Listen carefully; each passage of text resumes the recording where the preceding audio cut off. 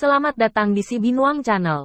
Terima kasih sudah mampir. Mari kita lanjutkan novel SSK. Bagian 156.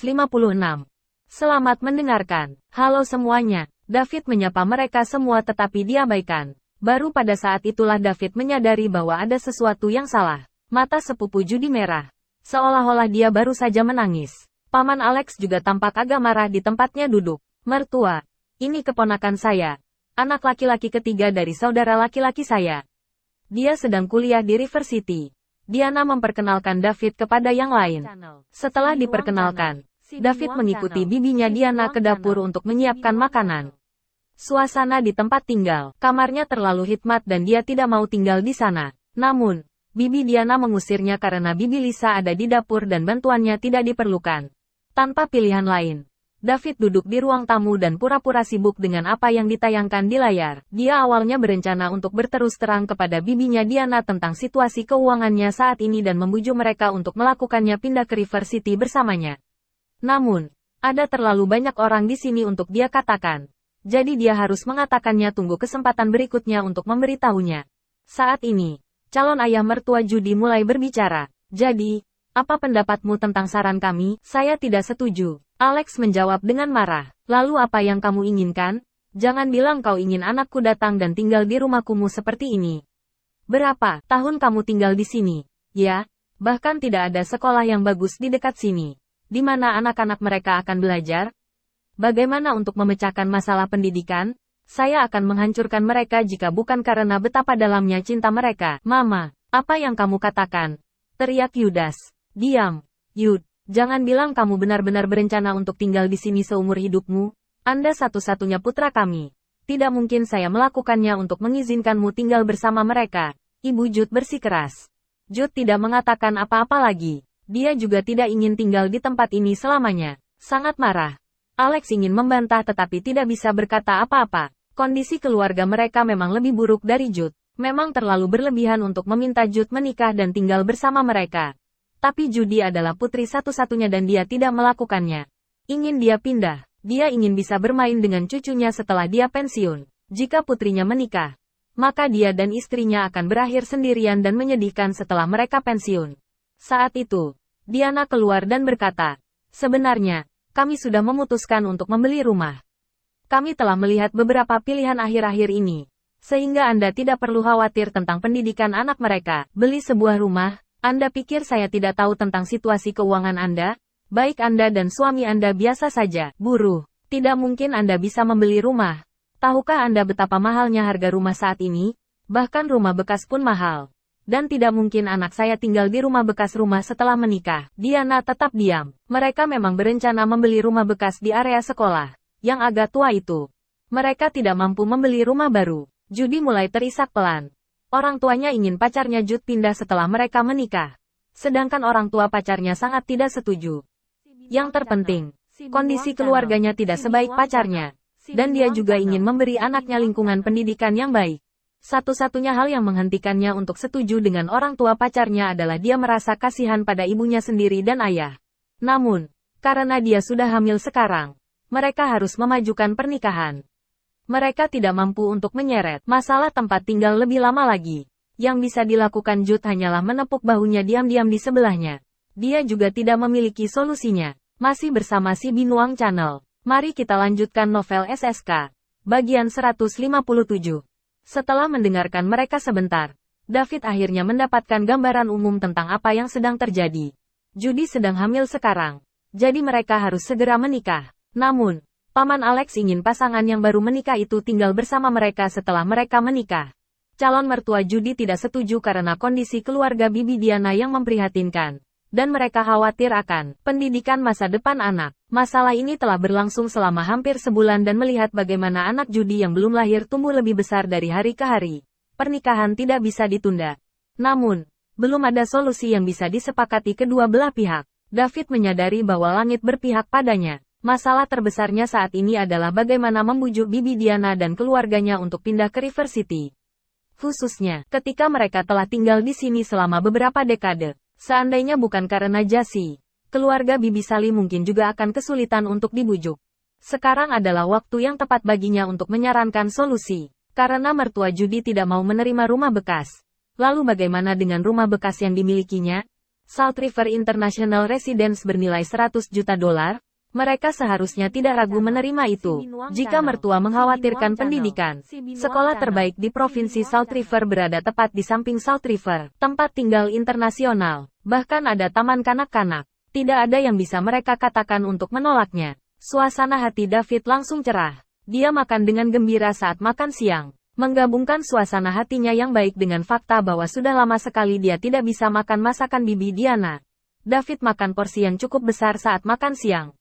Tentu saja, meningkatkan statistik tubuhnya secara alami berarti dia harus makan lebih banyak agar sehat. Keluarga Judd menggelengkan kepala saat melihat David makan. Mereka bertanya-tanya sudah berapa lama David dibiarkan kelaparan dan apakah dia ada di sini hanya untuk makan. Namun, semua orang tidak makan banyak. Karena masalah tempat tinggal pasangan itu belum terselesaikan. Tidak ada yang ingin menikmati makan siang. Terutama keluarga Tante Diana. Semua orang di pihak mereka tampaknya kurang nafsu makan. Sementara Judy tidak makan, sesendok pun sama sekali. Setelah makan dan membereskan meja, semua orang duduk bersama untuk membahas masalah itu lagi. Namun, mereka tampaknya tidak bisa setuju apapun yang terjadi. David melihat peluang dan berdiri untuk berkata, "Saya punya ide yang saya yakin Anda semua akan setuju." Semua orang memandang David dan harapan melintas di mata Judy. "Apa idenya?" tanya Diana. "Bibi Diana, kalian semua bisa pindah ke River City. Tidak hanya lingkungan yang bagus di sana, tetapi tingkat pendidikannya juga bagus, sehat, banyak ruang untuk pengembangan lebih lanjut juga," kata David. Sebelum Diana bisa berkata apa-apa, Ibu Judd berteriak lebih dulu. "Pindah ke kota sungai, bagaimana? Tahukah Anda betapa mahalnya biaya rumah di River City? Mereka bahkan tidak mampu membeli yang baru. Rumah di area sekolah kota Su dan Anda ingin pindah ke kota sungai? Apa kau sudah gila?" Diana awalnya berpikir bahwa David punya ide bagus. Hanya untuk menyadari betapa tidak dapat diandalkannya begitu dia mendengarnya. Mereka tidak perlu berdebat di sini jika mereka mampu pindah ke River City. Secercah harapan di mata Judy padam. "Bibi Diana, aku sebenarnya datang ke sini untuk membicarakan sesuatu denganmu. Saya berharap Anda bisa pindah ke River City sehingga saya bisa tunjukkan bakti dan balas perhatian yang kau tunjukkan padaku selama ini. Saya sudah menyiapkan tempat bagi Anda untuk pindah." "Kota sungai," David berkata dengan serius. Tetapi tidak ada yang percaya padanya. Diana dan Alex mengira David menggertak. Dan mereka merasa sedikit malu di depan calon mertua mereka. Keluarga Judd memandang David dengan ejekan. "Kamu David, kan? Anda tidak bisa begitu saja membuat kebohongan tidak bisa dipercaya seperti itu, oke? Anda memberitahu kami bahwa Anda dapat membeli rumah di kota sungai, dan satu untuk dihadiahkan kepada bibimu Diana. Anda hanya seorang mahasiswa.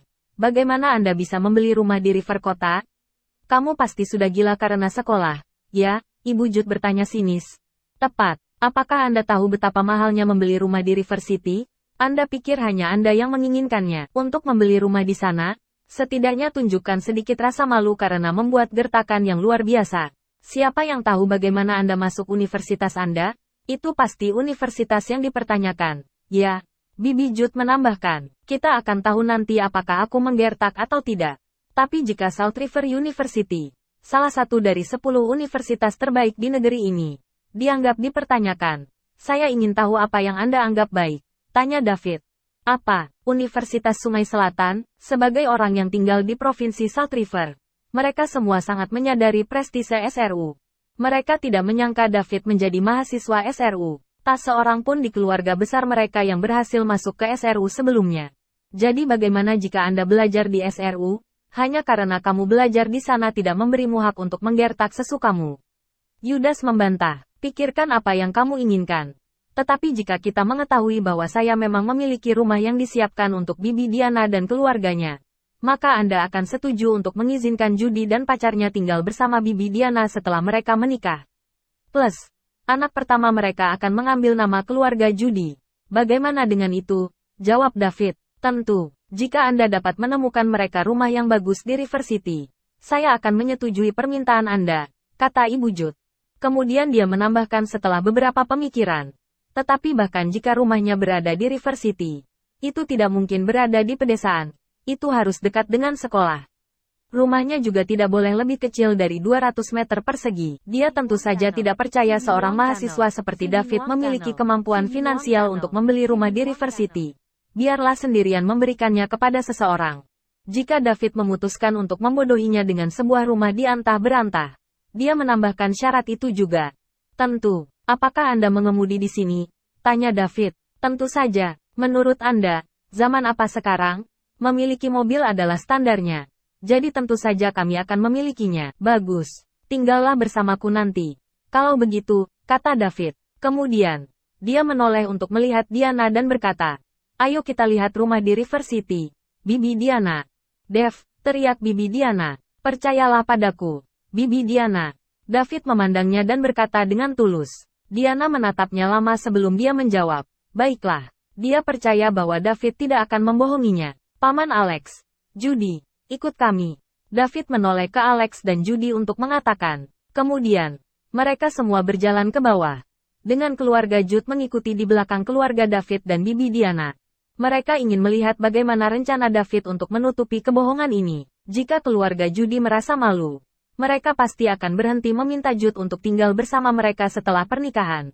Namun, keluarga Jude sangat terkejut ketika mereka sampai di lantai bawah dan melihat David membukakan pintu mobil Benz G-Class untuknya. Mereka adalah keluarga yang sangat kaya di kota Su, dengan rumah dan mobil. Tapi itu hanya sebuah mobil kecil yang harganya sedikit lebih dari 100.000. Mengendarai mobil mewah seperti Benz adalah sesuatu yang hanya bisa mereka impikan. Apalagi G-Wagon ini, salah satu model termewah di antara semua Benz. Ini adalah balasan yang kuat untuk komentar mengejek mereka barusan tentang bagaimana David pasti menggertak. Keluarga Holton memerah karena malu. Masih bersama si Binuang Channel. Mari kita lanjutkan novel SSK. Bagian 158. Bahkan keluarga Bibi David Diana dan Paman Leslie kaget dengan apa yang mereka lihat. Apalagi keluarga Jude. Benz sudah dianggap sebagai mobil yang sangat mewah di tempat seperti kota Su. Mereka mungkin tidak mengenali Porsche atau Ferrari. Tetapi mereka pasti mengenali Benz atau BMW sebagai keduanya. Merek adalah mobil mewah yang tertanam dalam pikiran mereka. Mereka tidak menyangka David akan mengendarai mobil seperti itu. Kemampuan David untuk membeli rumah di River City terasa kurang bisa dipercaya sekarang. Masuk, Bibi Diana. David membukakan pintu kursi penumpang untuknya. Dev, apakah ini mobilmu? Tanya Diana. Dia masih tidak percaya bahwa David mampu membeli mobil mewah seperti itu. Ya, jawab Daud. Bagaimana Anda membelinya? Jangan khawatir tentang itu. Bibi Diana. Masuk saja dulu. Saya akan menjelaskan lebih banyak ketika kita sampai di sana. Bibi Sally dan keluarganya sudah setuju untuk pindah ke River City. Jadi saya mengatur agar rumah Anda berada di area yang sama. Jangan khawatir. Saya tidak melakukannya. Sesuatu yang ilegal. David berjanji. Diana tidak bertanya lagi dan duduk di kursi penumpang Benz G-Class. Jika David berjanji untuk menjelaskannya nanti, maka dia akan menunggunya. Tetap saja, dia memang khawatir dengan uang David berasal dari kegiatan haram.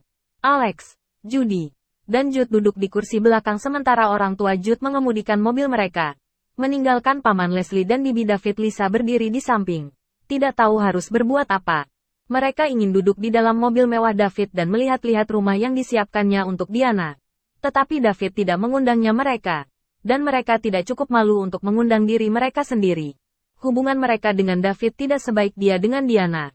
Karena mereka tidak diberi bagian dari kekayaan orang tua David. Kompensasi $2 juta. Sementara itu, David duduk di kursi pengemudi dan mengabaikan Leslie dan istrinya.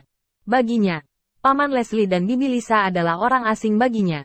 Karena rasa hormat, satu-satunya tugasnya adalah untuk menyapa mereka setiap kali dia melihat mereka. Hanya Bibi Sally dan Bibi Diana yang membantunya saat dia membutuhkan. Jadi mereka adalah satu-satunya keluarga yang dia mau kenali. Menghidupkan mesin.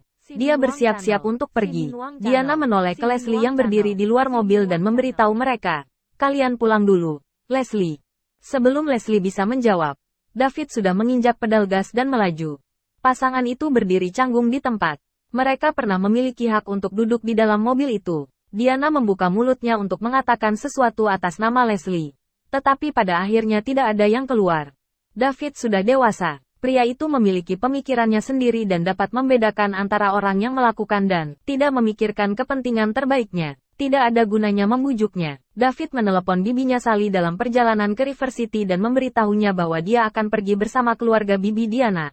Mobil David memimpin jalan ke River City saat orang tua Jude mengikuti di belakang. Saat itu sudah pukul 1 siang ketika mereka meninggalkan kota Su. Jadi mereka baru tiba di kota sungai setelah pukul 7. David langsung menuju Golden Leaf Hotel. Setelah menyuruh karyawannya menyiapkan pesta sebelum dia tiba. Rombongan memasuki hotel dan disambut oleh 4 orang resepsionis cantik yang membungkuk rapi menyambut. Tidak termasuk David. Semua orang merasa agak tidak terbiasa. Semua orang dikejutkan oleh dekorasi interior hotel yang berwarna emas dan cerah begitu mereka masuk. Mereka semua berasal dari daerah kecil. Jadi mereka belum pernah masuk ke hotel bintang 8 sebelumnya. Bahkan tidak ada hotel bintang 3 di kota Su. Dev, apa yang kita lakukan di sini? Tanya Diana. Semua orang juga melihat ke arah David. Mereka datang ke River City untuk memeriksa rumah itu.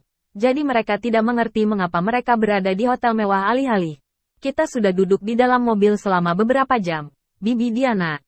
Saya yakin semua orang lelah dan lapar. Jadi ayo makan. Makan malam dulu. Aku akan membawamu ke rumah setelah makan malam. Kata David. Pasti mahal makan di sini, kan?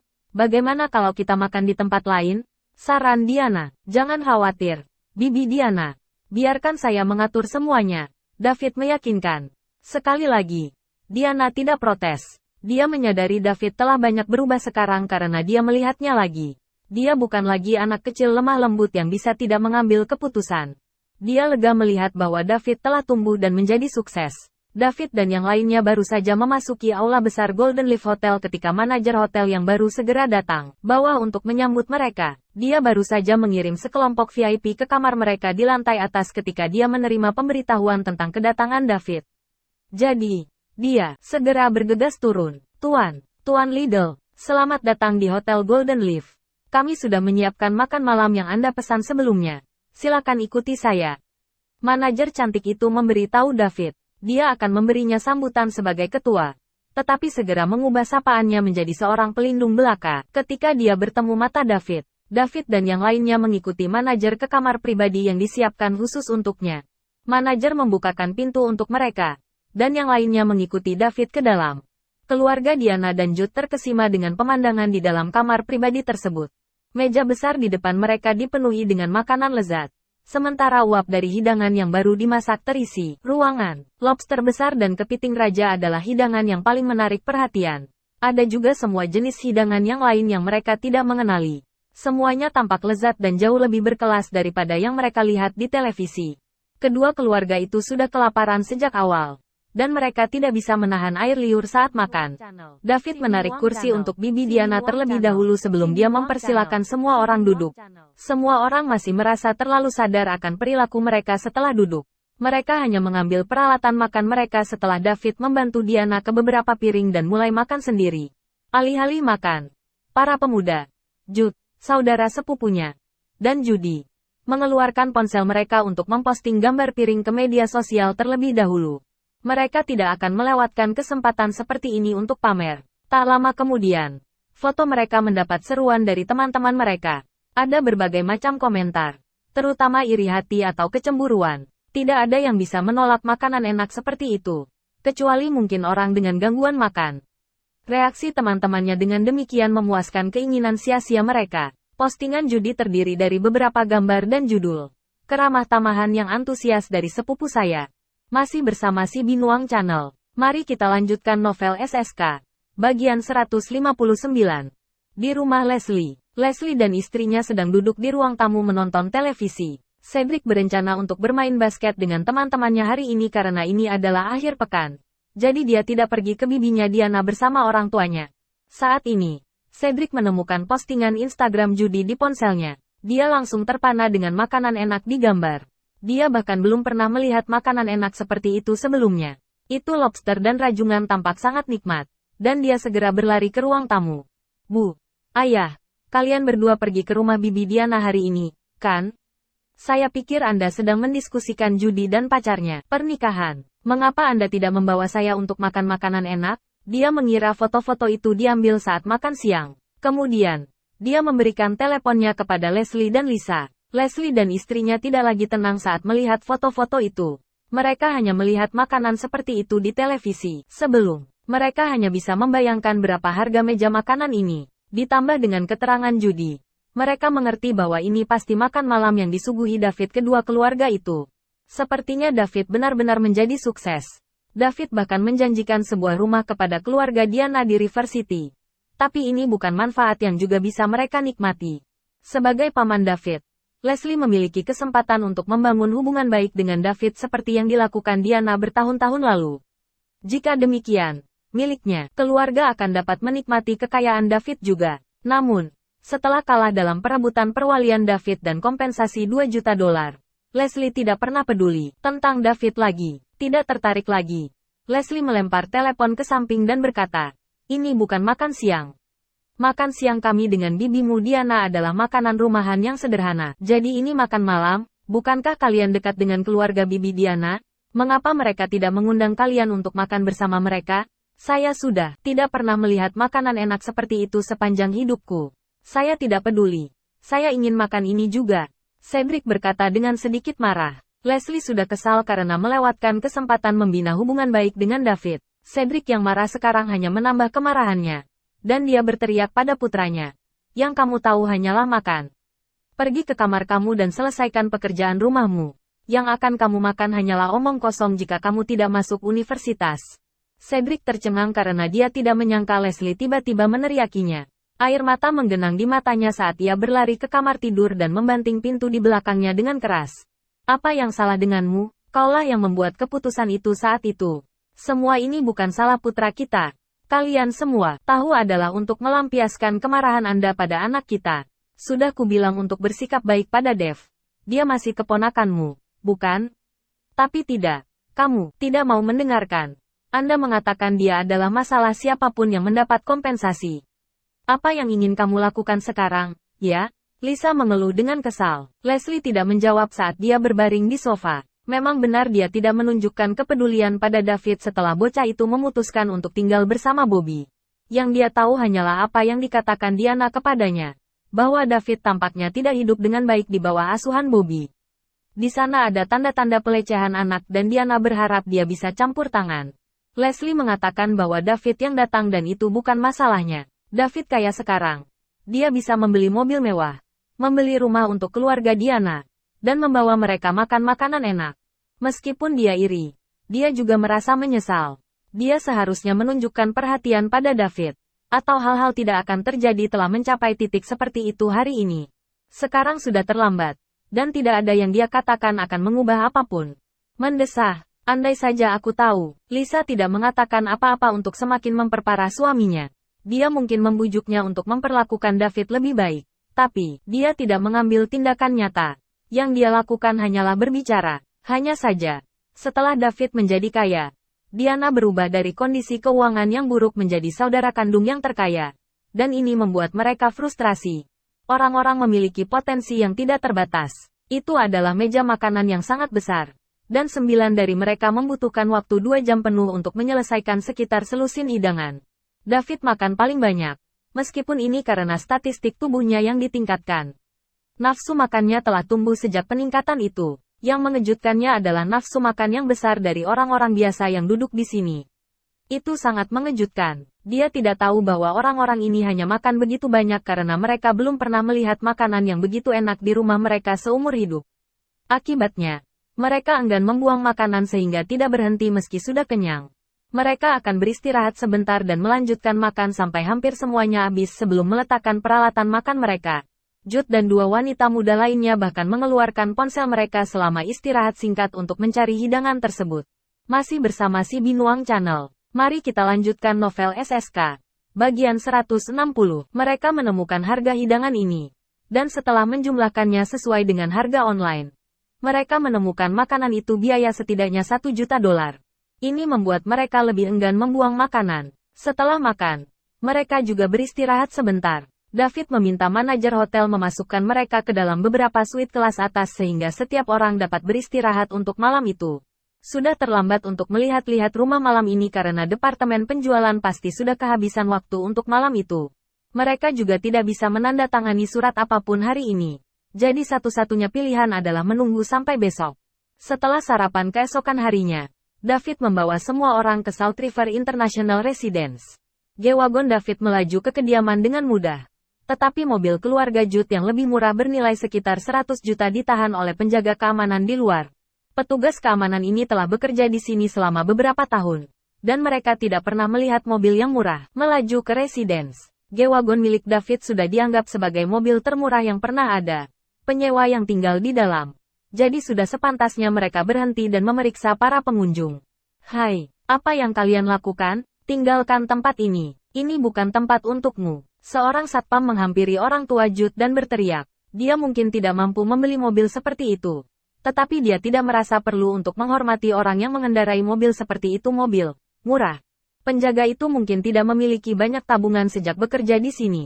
Tetapi standarnya pasti meroket.